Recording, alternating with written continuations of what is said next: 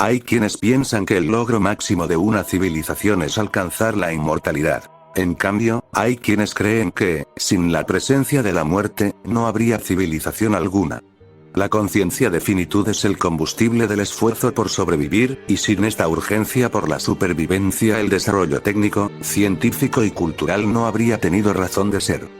Si seguimos el vocabulario de Sloterdijk, la cultura, con sus mitologías, conforma las antropotécnicas, un sistema inmunitario en el nivel simbólico que el ser humano necesita para sobrevivir a su conciencia de muerte.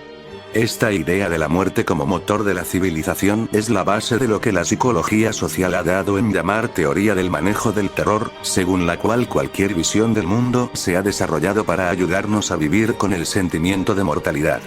Las interpretaciones religiosas son las más evidentes, al reconocer una esencia inmortal en todo ser humano, pero también las concepciones materialistas de la existencia se adscribirían a esta necesidad.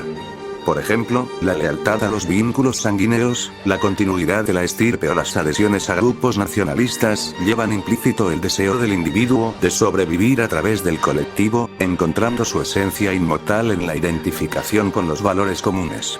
En las situaciones descritas para el manejo del terror, la presencia de la muerte suele ser inconsciente, un impulso que nos mueve pero sobre el que no pensamos.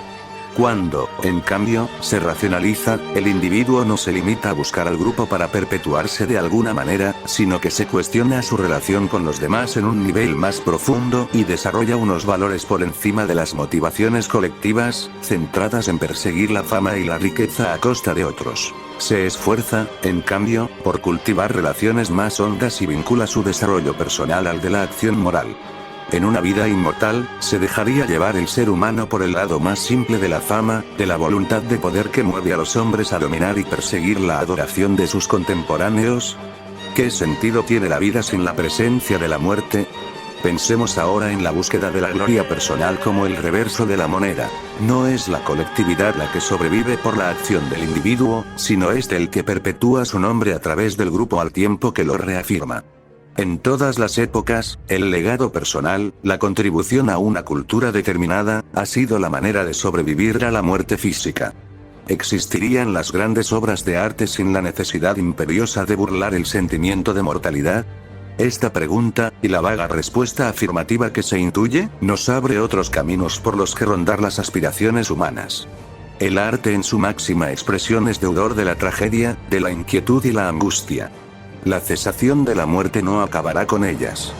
Puede que el transhumanismo haya dado excesiva importancia al sueño de inmortalidad. La angustia seguirá presente, pues se antoja independiente de la cuestión de lo mortal. La necesidad de un sentido y la imposibilidad de encontrarlo conformarían un motor demasiado poderoso que restaría importancia al logro de la inmortalidad. ¿Vivir para qué? Hay una corriente de erotismo posthumano, vinculada con el cyberpunk, en que la máquina sustituye al cuerpo como mecanismo sensible con un único objetivo: llevar a los extremos imaginables la hipersensibilidad y el goce.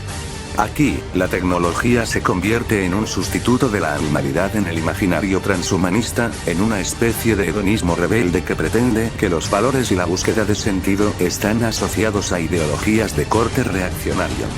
Pero la cosa no es tan simple. El placer por sí solo no genera voluntad de vivir. Es el sentido y el placer como fin en sí mismo no proporciona sentido alguno a la vida, simplemente la satura, como muy bien nos ha enseñado la sociedad del consumo. El goce es un síntoma de un proceso más profundo que lo explica. En la cultura de la superficialidad, esto ya no se entiende y se paga con nuevas formas de aburrimiento existencial. Si una civilización como esta lograse vencer al tiempo y sus consecuencias, ¿seríamos inmortalmente aburridos? ¿Qué ganas habría de vivir?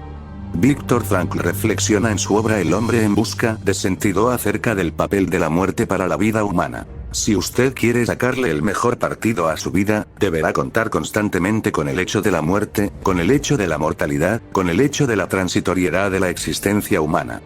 Porque, si no existiera la muerte, viviríamos eternamente y podríamos dejarlo todo para más adelante. El mero límite temporal de nuestra existencia es un aliciente para aprovechar el tiempo, cada hora y cada día. Decía Frankl que una píldora que nos hiciera olvidar la muerte nos desactivaría. Nos haría inútiles. Nos paralizaría, no tendríamos ningún estímulo para actuar. Perderíamos la capacidad de ser responsables, la conciencia de responsabilidad para aprovechar cada día y cada hora, es decir, para realizar un sentido cuando se nos presenta, cuando se nos ofrece momentáneamente. En la novela El país de las últimas cosas, de Paul Auster, la gente quiere morir porque no encuentran un sentido a la vida. Además de las opciones tradicionales, como la eutanasia, existe otra que proporciona una experiencia más intensa antes de desaparecer: el club de los asesinatos. Los miembros del club no saben cuándo ni cómo se les ejecutará, así que viven sus últimos días en un estado permanente de alerta. Las sensaciones son tan fuertes que recuperan las ganas de vivir, lo cual es un problema, pues una vez que se ingresa en el club no está permitido el arrepentimiento. La era transhumana acariciará con voluptuosidad la inmortalidad, pero quién sabe si no tendrá que seguir recurriendo a la muerte para alimentar su voluntad de vivir, con juegos y normas que, como el club de los asesinatos, a día de hoy se nos antojarían obscenas y decadentes en los actuales modos de concebir una civilización. Por otra parte, desde la perspectiva contraria, la experiencia de la muerte es el disparador del sentimiento religioso, de la necesidad de hacer aceptable la misma muerte. En una existencia inmortal donde se cierran las puertas a algo más allá, ¿tiene sentido hablar de religiosidad? Se podría salvar lo espiritual si entendemos que el sentido de trascendencia es un deseo por saltar las barreras de nuestra individualidad, la cual frustra el contacto pleno con el otro, y localizar lazos de unidad en un nivel superior.